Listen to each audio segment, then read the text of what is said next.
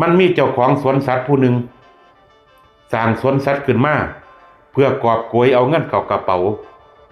ก็เลยจ้างพนักงานหลายคนมาทำงานในสวนสัตว์แห่งนี้แล้วก็บอกพนักงานนี่เขียนราคาเข้าชมสวนสัตว์อยู่หน้าสวนสัตว์ในราคา 1,000 บาท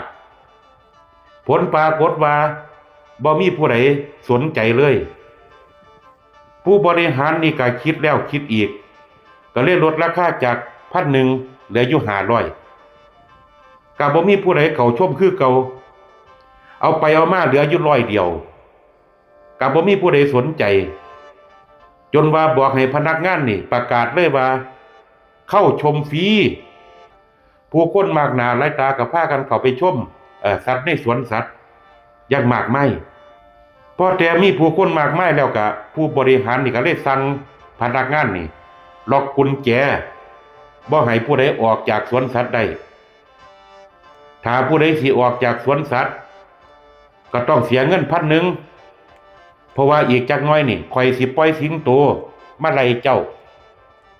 เอาไปเอามาผู้คนที่อยู่ในหันก็ยอมใจก็ย้อนว่าบ่อยากเป็นอาหารสิงโตเรื่องนี้สอนให้เฮาฮู้จักว่าของฟรีมันบ่มีในโลกถึงมีมันก็แอบแฝง